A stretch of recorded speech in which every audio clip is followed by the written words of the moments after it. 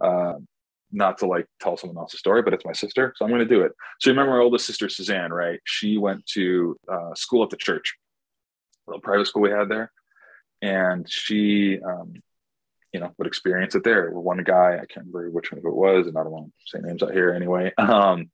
Looked at her and was, I think this is like the lead up to the Iraq War, and he was like, "I'm going to join the military and go overseas and kill your people."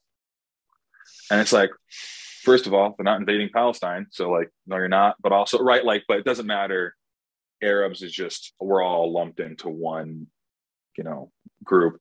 And I remember one time someone, or the boy said something to her and she was out in the hallway crying. And the principal saw her, Andrew Conway, I don't know if you remember him, saw her crying and was like, "Suzanne, what's going on?" She explained, the guy was saying racist stuff to her, and she tells him, and he's like, "How long has this been going on for?" She's like, "A year." And a lot of times we don't want to start any trouble or cause any trouble. I almost never said anything I don't recall if I ever said anything to the teachers about it. Like I always handled stuff on my own or between my friends. Like we don't want to get in trouble with stuff. And he's like, "Oh, it's been going on for a year." And he pulled the two boys into his office and he goes, "If I ever hear about this happening again, you're expelled.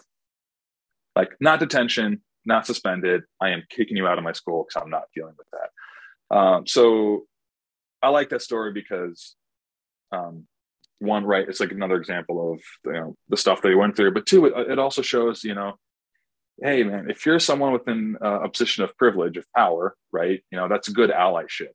He came to her defense. He didn't tell her, "Oh, well, they're just stupid boys being ignorant," or, just don't listen to them, don't pay attention to them, or didn't question her experience. He took her experience at face value, because there's no reason to, right? Like, why would she make this up?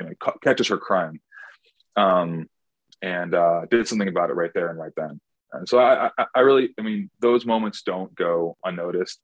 That happened 20 years ago, and Suzanne still remember, and we still like think the world of this guy, because of that. Just like kind of small moment. He might forget about it. He might not remember that it happened, but like for me and my sisters, we're like, yeah, that was freaking awesome.